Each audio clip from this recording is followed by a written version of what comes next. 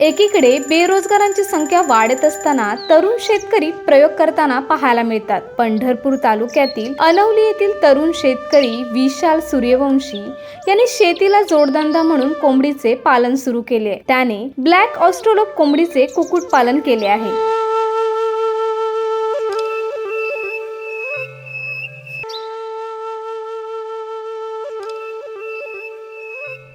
नमस्कार, मी विशाल पांडुरंग सूर्यवंशी, राहणार अनवली, तालुका पंढरपूर।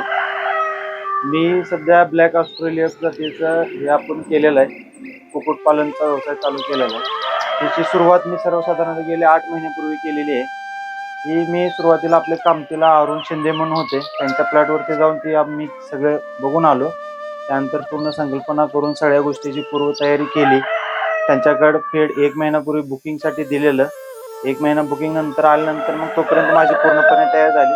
बघू शकता आपण पूर्णपणे बंदिस्त केलेलं आहे आणि हे शेड वगैरे केलेलं।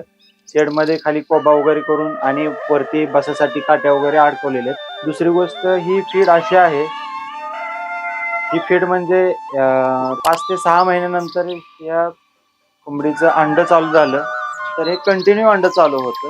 दुसरी गोष्ट, दुसऱ्या कुक्कुटपालनाच्या किंवा दुसऱ्या जातीच्या कंपॅरिझनच्या हिशोबानं ही जात खूप आपल्या फायदेशीर आहे। शेतीला फायदेशीर असं याचं उत्पन्न आहे। 365 पैकी 320 ते 300 दिवस या कोंबडीचं पूर्णपणे अंड चालू राहतं।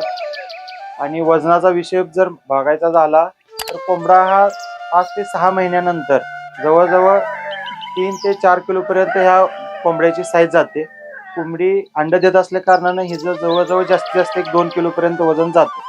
शेतीला मुबलक आणि सोयीस्कर, कमी खर्चामध्ये चांगलं उत्पन्न, कमी भांडवलमध्ये चांगलं फायदेशीर असं याचा फायदा आहे या कुक्कुटपालनाचं। खाद्याचं रुटीन याचं सर्वसाधारणपणे याला माहुली पशुखाद्य म्हणून पंढरपूरला आहेत, बारामती ॲग्रोचं याला खाद्य असतं।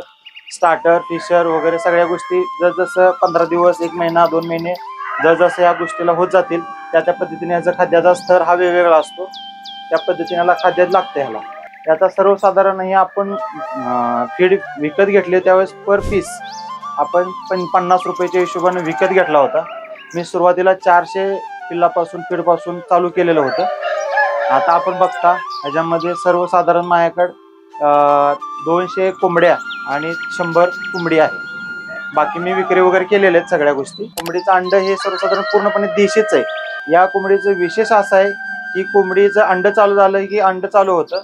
दुसरी गोष्ट, ही कोंबडी खुडूक होत नाहीये, त्याच्यामुळं या आणि आपल्या देशी कोंबडीच्या कंपॅरिझनच्या हिशोबानं ही कोंबडी खुडूक होत नसल्या कारणानं हे जर कंटिन्यू अंड चालू राहतं, हे फायद्याची गोष्ट। आणि आपली देशी कोंबडी कसं आहे, वर्षातून सर्वसाधारणतः 100 ते 120 अंडी घालते, बाकीच्या इतर दिवशी ती खुडूक राहते। त्यामुळे त्याच्या गोष्टीतनं हे जर कंपॅरिझन जर केलं तर या कोंबडीचं अंड फायदेशीर आहे। एकदा अंड चालू झालं की ह्याचं उत्पन्न चालू झालं।